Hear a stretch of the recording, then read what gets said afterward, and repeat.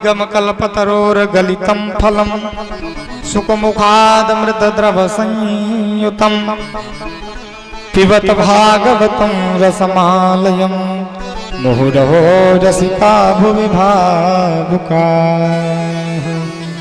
हे ऋषियों, यह जो भागवत की कथा है यह वेद रूपी कल्प वृक्ष का एक पका हुआ फल है जो कि शुक्रदेव रूपी तोते के मुख से इसका संयोग हुआ है। और वैसे भी आप लोगों ने सुना होगा, आजा बाबा लोग कहते थे जिस फल को तोता ने अगर चोंच मार दिया हो तो वह फल बहुत मीठा लगता है ना? इसी तरीके से इसमें शुक्र रूपी पक्षी का महाराज संयोग हुआ है, इसलिए ना तो इसमें छिलका है ना तो इसमें गुठली है, केवल इसमें रस ही रस है। हम लोगों को इसे निरंतर पिबत मुहुरहो पिबत भागवतम रसमालयम, हमें इसे हमेशा निरंतर इसका पान करना चाहिए अर्थात पीना चाहिए। मुहुरहो रसिका भुवि भावुका, इसे रसिक लोग हमेशा भावुक लोग हमेशा पीते रहते हैं, अर्थात ये औषधि के समान है, बिल्कुल ठीक दवा के समान है। जिस तरीके से बुखार में दवा काम करती है, दर्द में दवा, ठीक उसी तरीके से ये भागवत रूपी जो कथा है ये हर मर्ज में दवा के रूप में काम करती है।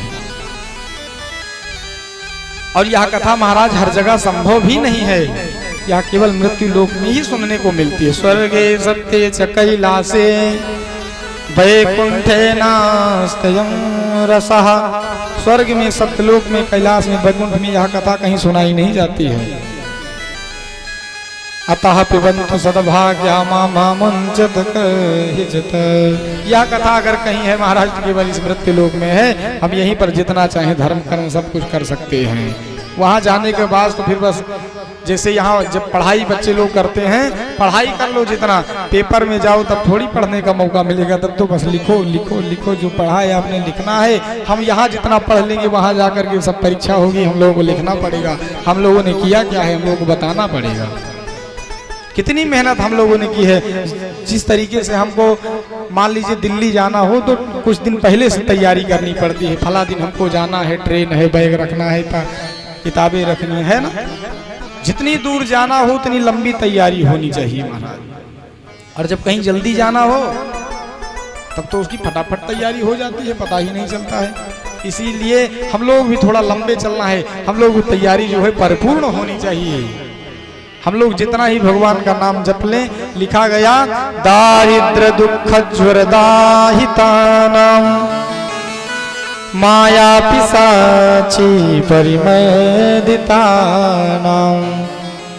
संसार सिंधु परिपातितानां क्षेमाय वै भागवतं प्रगर्जयति।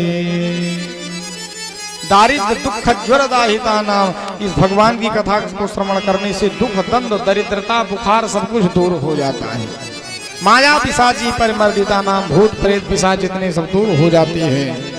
संसार सिंधु परिपातिता नाम, संसार में विद्या बुद्धि लक्ष्मी रुपया पैसा बच्चे पत्नी सब कुछ प्राप्त हो जाते हैं। क्षेमाय वही भागवतम प्रगर्जयति, ऐसा मैं नहीं, ऐसा यही भागवत महापुराण का ग्रंथ गर्जना कर रही है। इसे श्रवण करने से समस्त दुख दंड पाप संताप मिट जाते हैं और संसार के समस्त सुख साधन अपने आप को प्राप्त हो जाते हैं। इस प्रकार से महाराज भगवान की यह पावन कथा है।